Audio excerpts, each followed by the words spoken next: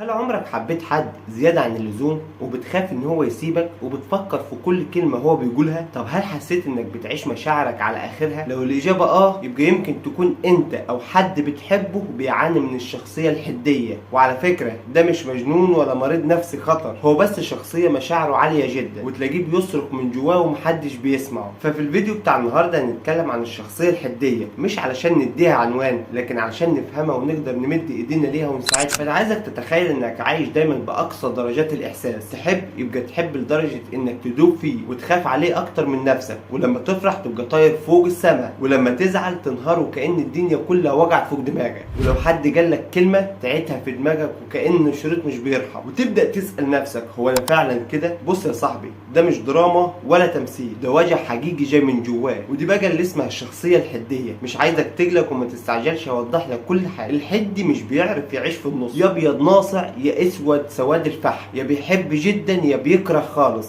يا تلاقيه موجود بكل كيانه يا اما تلاقيه تايه تماما. وده مش باختياره ولا طبع جواه متعب، بس غالبا ورا طفوله الشخصيه ديت طفوله موجوعه، طفوله اتحرم فيها من الامان وشاف فيها ناس بتمشي فجاه، فبقى عنده خوف مزمن من الهجر، خوف من ان هو يتساب من غير سبب، ويفضل طول عمره يسال نفسه هو انا كويس ولا انا المشكله. وكل علاقه هو بيدخلها وكانها معركه حياه او موت، هو مش علشان بيحب الدراما لكن لانه بيخاف ينكسر تاني. فالشخصيه الحديه هي مش مؤذيه بطبعها، هي بس موجوعه، جواها صرخه مش عارفه تخرج، نفسها تتفهم، نفسها تتحب زي ما هي، بس مش عارفه تعبر وتبدا منين. اوقات بتبان ان هي صعبه، بتغضب، بتلوم، بتبعد، بترجع، لكن الحقيقه ان هي انسانه بتحاول تفهم نفسها، بس طول الوقت هي محتاجه دعم مش حكم. طب لو انت بتتعامل مع حد كده تعمل ايه؟ اوعى تفتكر ان اللي بيحصل دوت تمثيل، هو بيعيش جواه حرب حقيقيه، فمحتاج منك بقى انك تديله الامان، تحسس انك موجود، ما تسيبوش فجاه، وانك تكلمه بهدوء، وانك تسمعه من غير ما تهاجمه، وما تحاولش انك تصلحه، كفايه بس انك تبقى موجود وقريب منه، لان هو ده كل الاحتياج اللي عنده. طب لو انت الشخصيه دي بتعمل ايه؟ احب اطمنك ان انت مش لوحدك، وان اللي جواك مش عيب، وان في دايما طريق للتوازن. هو طريق طويل شويتين بس موجود، وممكن انك تبتديه بخطوه صغيره، انك مثلا تروح لطبيب نفسي يفهمك. وعلى فكره ده مش عيب ولا غلط انك تروح تقعد مع طبيب نفسي، انت لما جسدك بيتعب بتروح عند طبيب نفسك، برضو من ضمن تكوينك الشخصي وتكوينك الذاتي. لما يتعب محتاج ان هو يروح للطبيب بتاعه، الطبيب النفسي. محتاج انك تقرا، انك تتامل، انك تكتب مشاعرك، وتتعلم انك تحط حدود حتى ولو بتحب. وفي الاخر يا صاحبي المشاعر مش غلطه، والقلب اللي بيحس بزياده مش ضعيف، لكن محتاج ان هو يتعلم يحب نفسه زي ما هو،